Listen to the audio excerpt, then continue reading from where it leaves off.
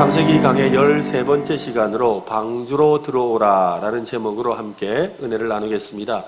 세상에서 가장 안전한 배를 건조하기 위해서 수많은 연구와 노력을 기울여 오고 있습니다. 현재 우리나라는 세계 최고의 선박 제조 기술을 가진 나라입니다. 우리나라가 배를 만들면 그것은 세계 최초가 되고 최고가 될 정도의 기술을 가지고 있습니다.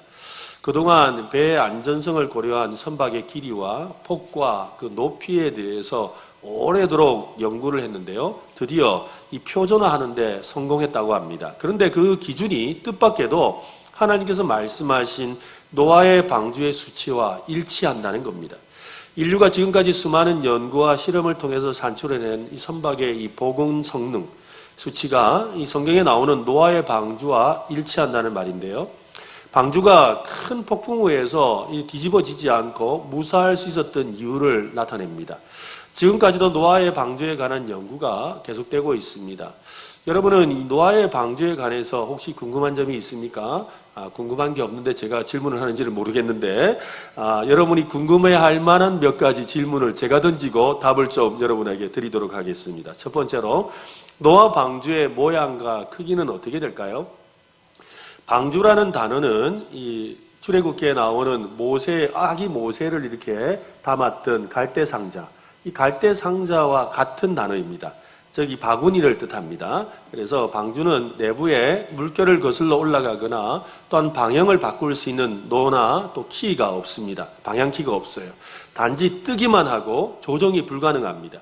창세기 6장에 나와 있는 그 방주의 그 치수를 보면은 대략 길이가 300규빗, 135m, 폭이 23m 되는 50규빗, 그리고 높이가 30규빗인 13.5m입니다. 그러니까 무슨 내용인지 잘 모르겠죠. 이 대청 부피가 43,200입방미터인데 이 방주는 이 크기가 어느 정도냐면 농구장을 20개 붙여놓은 겁니다. 그리고 축구장의 1.5배의 길이라고 생각하면 됩니다. 축구장의 1.5배의 길이고 축구장보다 반 정도의 폭에 1.5배의 길이가 되는 엄청난 것이죠. 그리고 1층, 2층, 3층으로 제작되었습니다. 방주는 통상적으로 배가 아니라 바지선이라 그러죠. 동력이 없는, 그냥 이렇게 떠 있는, 그래서 물건을 싣고 하는 데 쓰는 이 배를 끌어줘야 되는 그런 바지선의 형태로 제작되었습니다. 두 번째 질문은 정말로 온 세상의 모든 동물을 실었을까요? 정말로 온 세상의 동물을 과연 실을 수 있을까라고 의문을 갖는 사람들이 있습니다. 하나님은 모든 정결한 짐승을 암수 7씩, 또 부정한 것은 암수 2씩을 방주에 데려오라고 하셨습니다. 노아의 방주에 들어간 호흡하는 이 동물들은 모두 여러분 몇 마리나 될 것 같습니까? 생물학자들에 의하면 오늘날 세상에는 이 100만 종 이상의 동물들이 있다고 합니다. 그 중에서 방주에 타지 않아도 되는 동물들이 있죠. 바다와 강에 사는 이 동물들, 생물들, 그리고 곤충과 벌레를 제외하면 오늘날 생존하는 이 포유류가 한 3,500종, 또 조류가 한 8,600종, 또 파충류와 양서류가 5,500종 정도가 됩니다. 이들이 모두 방주에 승선한다면 모든 동물의 종류는 17,600종입니다. 17,600종의 암수라고 했으니까 곱하기 2를 해야 되죠. 그러면 35,200마리가 됩니다. 물론 여기에는 정한 짐승 7쌍이라는 것이 좀 빠져 있긴 합니다만 어찌되었건 동물의 크기가 다양하지만 그들의 평균값을 우리 키우는 양의 크기로 가정을 했을 때 방주에는 125,280마리가 들어갈 수가 있습니다. 그러니까 35,200마리에다가 뭐 몇 배를 해도 문제가 안 된다는 거지요. 많은 분이 공룡의 승선에 대해서, 그러니까 이 공룡도 방주에 탔을까요? 라고 이렇게 묻는 분들이 있습니다. 공룡이나 기린이나 코끼리와 같은 덩치가 큰 동물의 경우는 아마도 어린 동물, 그러니까 새끼, 그죠? 어린 동물 새끼를 아마 태웠을 가능성이 많습니다.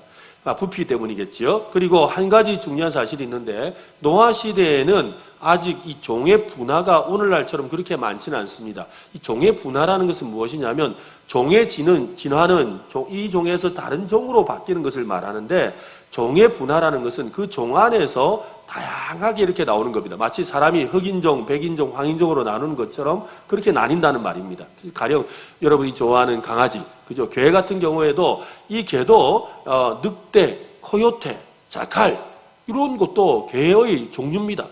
그러니까 한 개에서 이렇게 분류돼서 나온 거예요. 또 어떤 분은 목사님 북극곰은 탔을까요?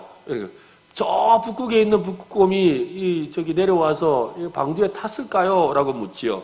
아마도 그 당시에는 북극이 존재하지 않았을 가능성이 높습니다. 왜 그러냐면 홍수 심판이 있고 난 뒤에 기후에 이 변화가 일어났거든요. 그래서 북극이 생기게 되는 겁니다. 그리고 또 한 가지는 이 곰도 결국에는 이 북극곰도 결국 원래 곰에서 북쪽에 살다 보니까 추워서 이렇게 분화되어서 북극곰 형태가 된 것이죠. 그러니까 결국 곰인 겁니다. 세 번째 질문은 그렇게 많은 동물이 370일 동안 어떻게 먹고 배설했을까요?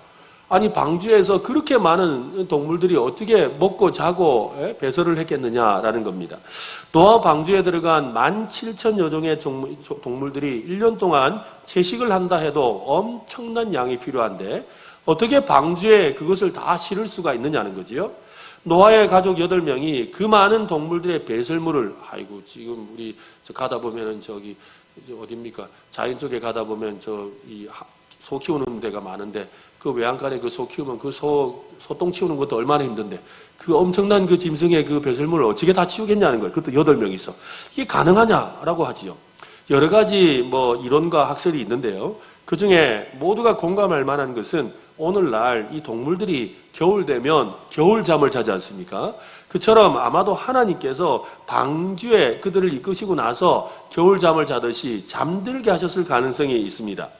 또 하나님께서 방주 제작에 대한 지침을 주실 때 보면은 방주를 1층, 2층, 3층으로 만들고 방주의 지붕을 만들고 지붕 밑에다가 창문을 전체를 만들도록 했습니다. 그래서 환기가 되도록 그렇게 만들도록 하셨는데 이것을 통해서 볼 때에 노아와 그의 가족들은 120년간 제작을 하면서 식량을 저장하는 방법이나 또 물을 공급하는 방법이나 또 각종 환경적인 문제와 배설물을 처리하는 방법에 대해서 연구를 했을 겁니다. 그리고 각종 잔치를 고안해내기도 했을 것이고요. 이런 모든 과정 속에 성령님께서 지혜를 주셨는 줄로 저는 믿습니다. 네 번째로는 온 세상을 과연 물로 덮을 수가 있을까? 온 세상에 물이 덮이려면 그 높은 산이 어떻게 덮이게 되지? 라고 생각하는 분들이 있지요. 간단하게 말씀드리면 이 학자들은 홍수 전의 대륙의 모습과 홍수 후의 대륙의 모습이 달라졌을 것이라고 합니다. 오늘날 지구 물리학을 연구하는 그 학자들은 꾸준하게 이 대륙의 이 변화를 연구하면서 대륙 이동설을 주장하죠. 대륙이 원래 하나로 붙어 있었다는 거예요. 하나의 대륙이었는데 무슨 연유인지는 몰라도 이것이 떨어져서 이렇게 지금 바다와 이 대륙이 떨어져 있는 상태가 되었다라는 것입니다. 실제로 그래서 어떤 사람은 그 정확한 표현은 아닌데 또 한편으로 생각해 볼 만한 거죠. 세계 지도를 가져와서 이 온 대륙을 붙여보면 물 떨어져 있는 걸 붙여보면 하나로 마구가 맞다는 거예요. 그래서 아마도 그럴 것이다 라고 주장하는데 이것은 정확한 것은 아닙니다. 오늘 본문 11절과 12절을 한번 보십시오.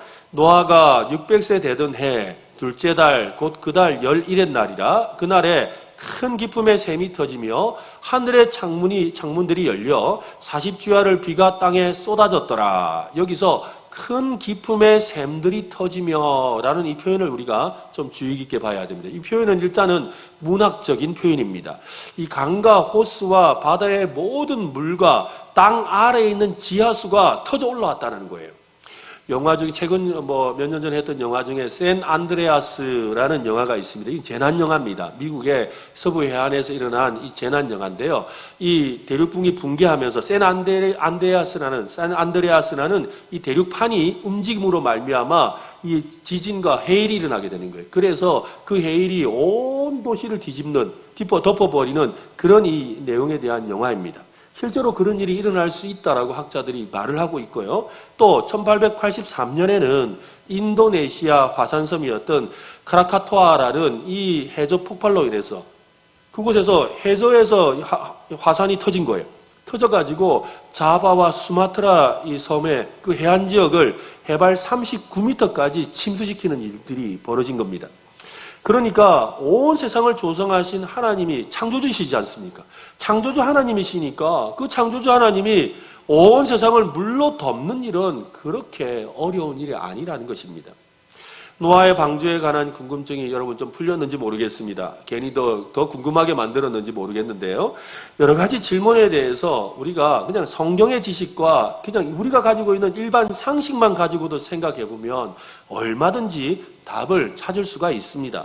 또 한 가지 우리가 잊어서는 안 되는 것이 있는데 한번 따라 합시다. 하나님은 전능하시다. 근데 하나님은 못하실 일이 없으세요. 하나님은 전능하신 분입니다. 하나님은 그 전능하심으로 무엇이든지 하실 수가 있는 것이지요. 하나님은 120년 동안이나 기다리면서 이 사람들이 회개하고 돌이킬 것을 또 돌이킬 기회를 주셨습니다. 노아는 말과 행위로서 설교하고 전도했습니다. 말보다 강력한 전도는 바로 삶으로 전하는 것이지요. 야, 저 사람 뭐 딴 건 몰라도 말보다도 삶을 보면 알아. 저 사람 보면 진짜 하나님 있는 것 같아.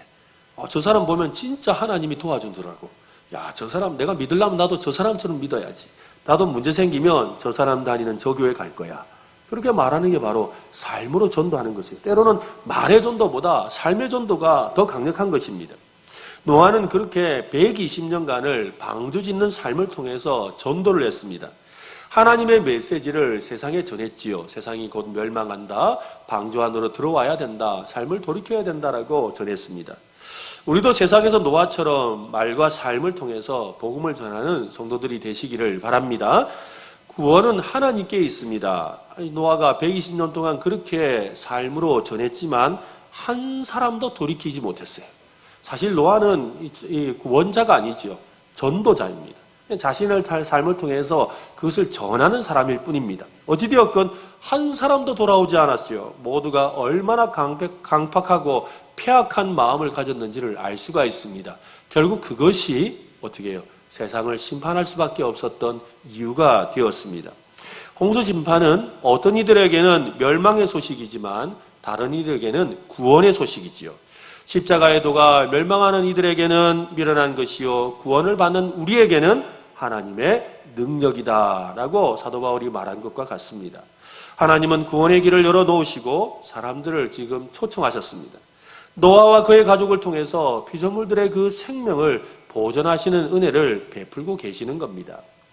하나님은 노아에게 과업을 주셨습니다. 그 과업은 피조물들의 그 생명을 보존하고 또한 자기의 생명도 보존하라는 것이지요. 노아는 하나님의 일을 모두 다 순종함으로 다 준행하였다고 합니다. 오늘 본문 1절을 한번 보십시오. 같이 한번 읽어봅시다. 시작. 여호와께서 노아에게 이르시되 내가 들어가라. 이 세대에서 내가 내 앞에 의로움을 내가 보았음이니라. 아멘.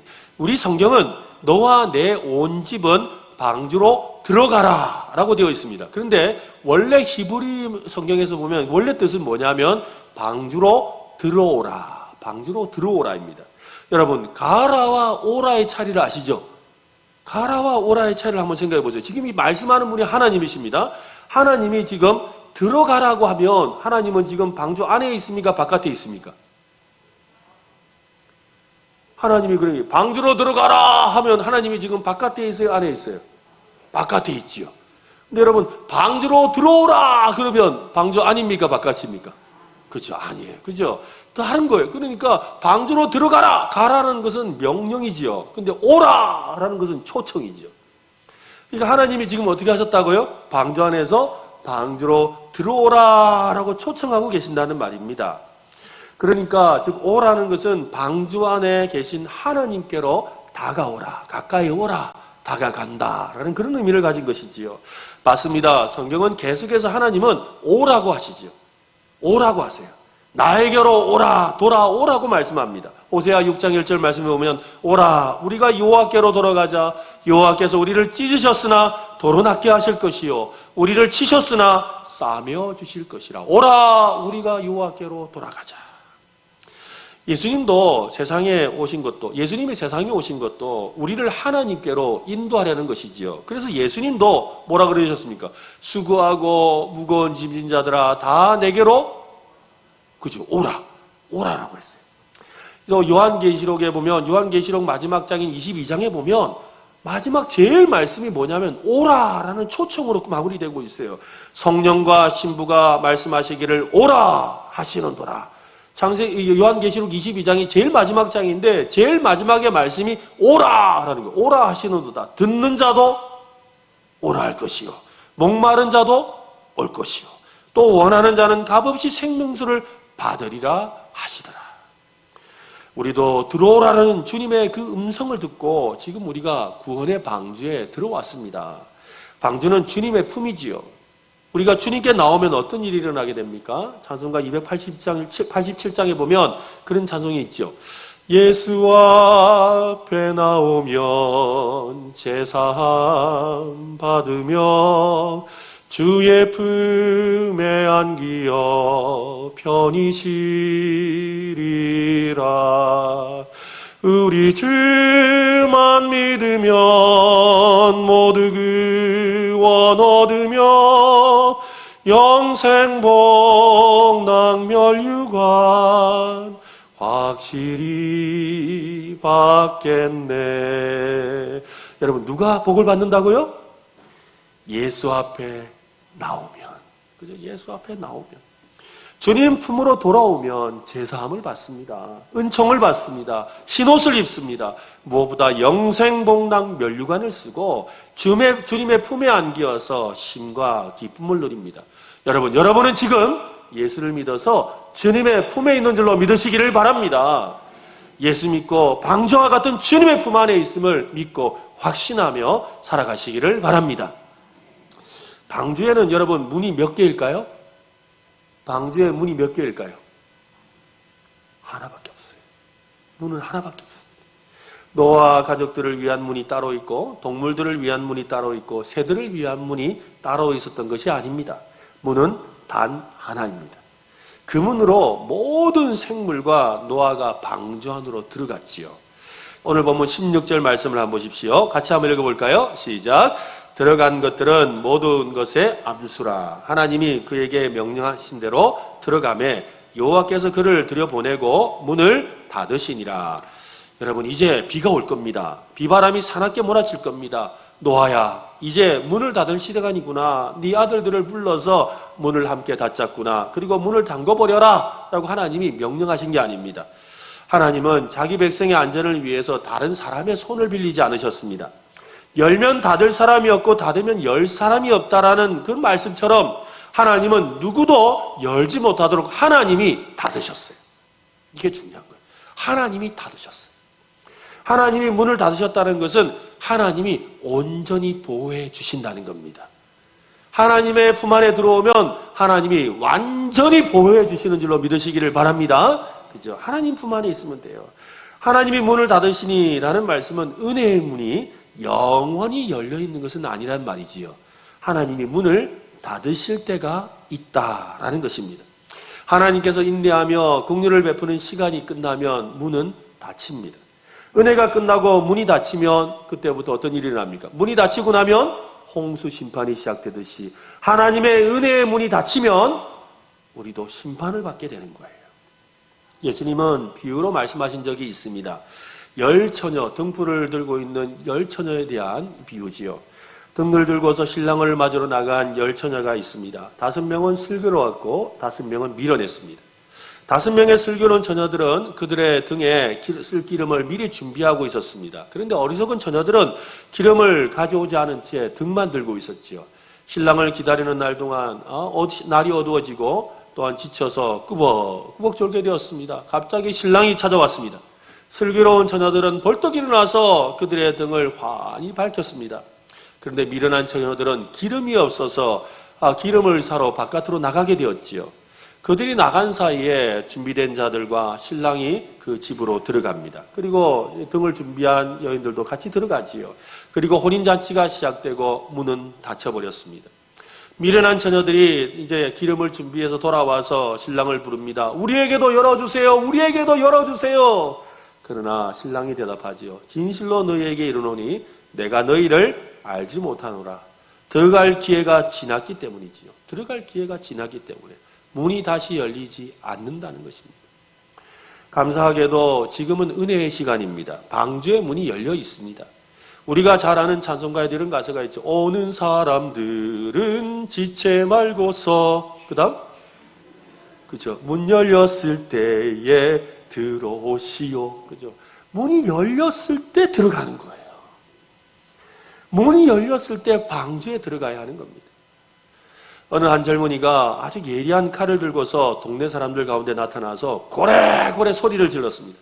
나는 5분 이내로 하나님이 없다는 사실을 여러분에게 증명해 보일 수 있습니다. 이러면서 쥐고 있는 칼을 하늘 향해 막 휘두르는 거죠. 그러면서 하나님이 만약 있다면 5분 내로 이 칼을 빼앗아서 나를 죽여보세요. 당신께 도전하는 이 나쁜 놈을 죽일 수 있다면 하나님이 계신 거 맞습니다. 라고 이야기한 거예요. 그런데 그러면서 그러죠. 보십시오. 아무도 나에게 방해하는 사람이 없지 않습니까? 하나님은 없습니다. 그러죠. 그리고는 5분을 세기 시작합니다. 5분이 금방 지나갔어요. 5분이 지나가나 다시 한 번 더 외치죠. 보십시오. 5분 동안 아무런 일도 일어나지 않았습니다. 하나님 안 계십니다. 이러면서 더 크게 소리쳤지요. 그때 길을 지나가던 신실한 할머니 한 분이 그 청년이 막 소리 지르는 것을 듣고서 가까이 왔어요. 그리고는 그 젊은이에게 이야기합니다. 젊은이, 당신에게 아이가 있습니까? 하라고 하니까 예, 귀여운 아들 하나 있습니다. 그랬어요. 그러자 할머니가 그 귀여운 아들이 이런 칼을 들고 와서 아버지 이 칼로 나를 5분 내로 죽여주세요 라고 한다면 어떻게 하겠어? 라고 한 거예요. 그러니까 이 젊은이가 어떻게 그 사랑스럽고 귀여운 아들이 나를 죽일 수가 있겠습니까? 그런 일은 없습니다. 내가 죽일 수도 없어요. 안 죽일 겁니다. 나는 안 죽여요. 라고 그랬죠. 그러니까 할머니가 젊은이에게 말합니다. 하나님도 그런 분이에요. 하나님이 어떤 죄인 악한 사람이라도 벌하기를 원치 않으시고 구원받기를 원하시는 겁니다. 당신 같은 악한 사람이라도 회개하고 구원받기를 원하셔서 지금 당신 안 죽이는 거예요. 고린도후서 6장 2절 말씀을 이렇게 말합니다. 이르시되 내가 은혜를 베풀 때 너희에게 듣고 구원의 날에 너를 도왔다 하셨으니 보라 지금은 뭐한 때다? 은혜 받을 만한 때요. 보라 지금은 구원의 날이다. 그렇습니다. 오늘은 은혜의 날입니다. 이 은혜의 날도 언젠가 방주의 문이 닫히면 끝이 납니다. 감사하게도 아직 끝나지 않았지요. 방주의 문, 구원의 문이 열려 있습니다. 속히 들어가야 합니다. 우리 주변에 아직도 방주 밖에서 서성이는 사람들이 많이 있지요. 여러분 혹시 우리 중에 아직 방주 밖에서 들어갈까 말까 고민하는 분이 있다면 속히 들어오시기를 바랍니다. 또 여러분 가정에 자녀 중에 가족 중에 아직 방주 밖에서 서성이고 있는 사람이 있다면 정말로 속히 방주 안으로 들어오도록 주님 앞에 간절히 기도하시기를 바랍니다. 또 이번 좀 있으면 이제 추석 명절이 오는데 추석 명절에 믿지 않는 우리 가족들 친척들 오면 여러분 그들을 위해서 정말로 긍휼의 마음으로 저들이 방주 안으로 들어와야 됩니다. 하나님 방주 문이 닫히기 전에 어서 그들이 돌아올 수 있도록 도와달라고 그렇게 기도하는 우리 모두 되시기를 바랍니다. 예수님은 신랑이 오실 때 다 되었는데 잠들어 있는 이들에 대해서 말씀하셨지요.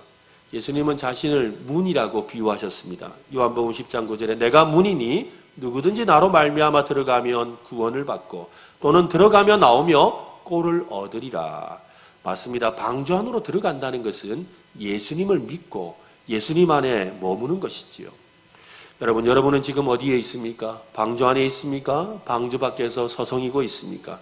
문이 닫히기 전에 방주 깊숙한 곳에 들어와서 주님의 품에 안기어서 주님에게 복을 받는 여러분 되시기를 바랍니다.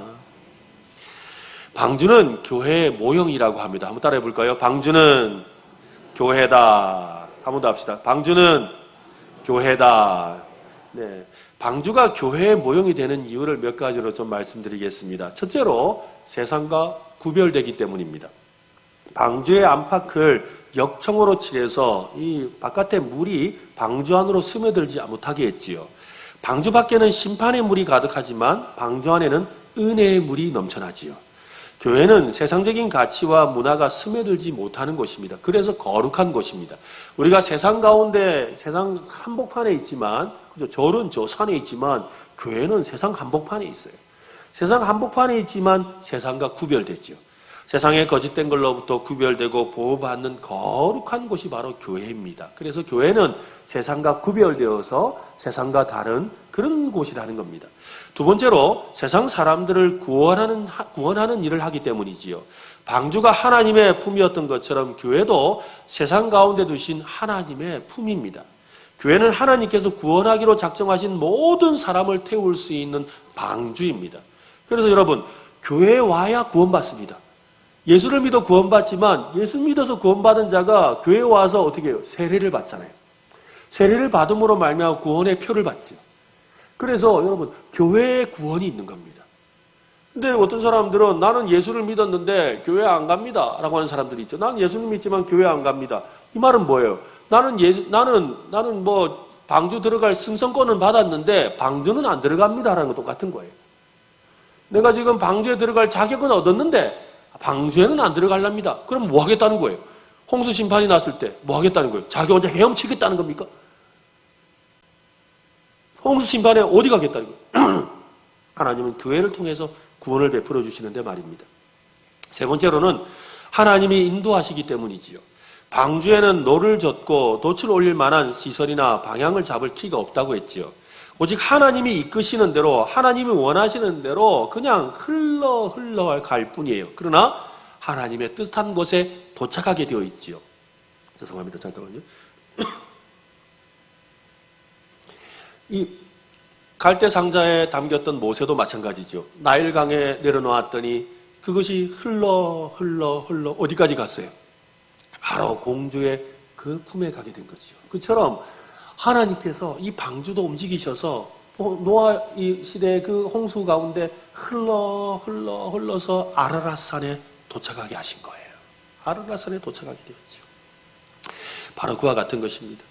하나님이 원하시는 것에 이르게 하시는 거죠. 교회도 마찬가지입니다. 교회도 사람이 아니라 하나님에 의해서 세워지고 성장하고 부흥하는 겁니다. 교회의 주인은 하나님이시지 사람이 아닙니다. 담임 목사가 아닙니다, 여러분. 장로님도 아닙니다. 또 유명하고 유력한 어떤 사람도 아닙니다. 교회는 하나님이 운행하시는 겁니다. 담임 목사는 하나님이 하시는 말씀에 순종해서 전하는 사람이고, 장로님들은, 당회원들은 이 하나님께서 말씀하시는 것을 그대로 실행하는 사람들이지요. 그리고 성도님들은 하나님의 말씀하시는 것에 함께 헌신하고 섬기는 분들이지요. 그러나 그 모든 일은 하나님이 하시는 겁니다. 우리 교회도 하나님이 이끄시는 줄로 믿으시기를 바랍니다. 사람이 하는 거 아닙니다, 여러분. 사람이 하고 싶어 되는 일도 아니에요. 교회는 하나님이 계획하시고 하나님의 계획하신 대로 이루어져 가게 되어 있습니다. 우리는 이것을 믿어야 되는 거예요. 방주가 곧 교회다라는 생각으로 가만히 그 속에 있는 노아의 가족들과 짐승들을 한번 생각해 보았습니다. 방주에는 초식동물들과 함께 육식동물도 타고 있었습니다.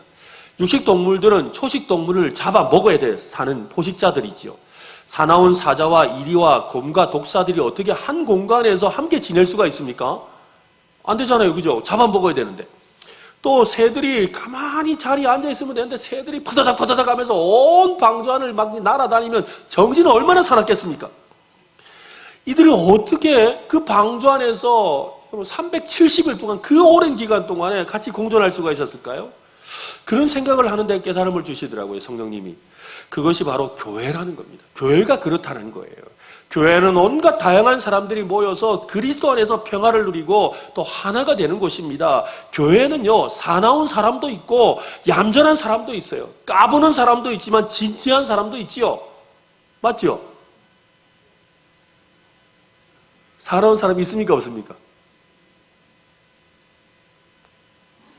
그죠? 네. 얌전한 사람도 있고 까부는 사람 있습니까, 없습니까? 그죠? 근데 또 진지한 사람도 있고 다 있단 말이에요. 그런데 그런 여러 사람들이 모여서 하나가 되는 거예요. 함께 동고동락하며 홍수 심판 가운데 주님이시는 은혜와 사랑으로 살아가는 것이 방주고 그 방주가 바로 우리 교회입니다. 그렇다는 그러니까 가끔씩 저 사자 같은 저 사람만 없으면 안 됩니다, 여러분. 저 독사 같은 저 사람 없으면 안 됩니다, 여러분. 그들도 다 방주 안에 있어야 된다 이 말이에요. 교회는 어떤 사람이라도 함께 모여서 한 가족이 되는 곳입니다. 그것이 바로 하나님의 나라입니다. 이사야서에는 회복될 하나님의 나라에 대한 이 환상이 나오는데요.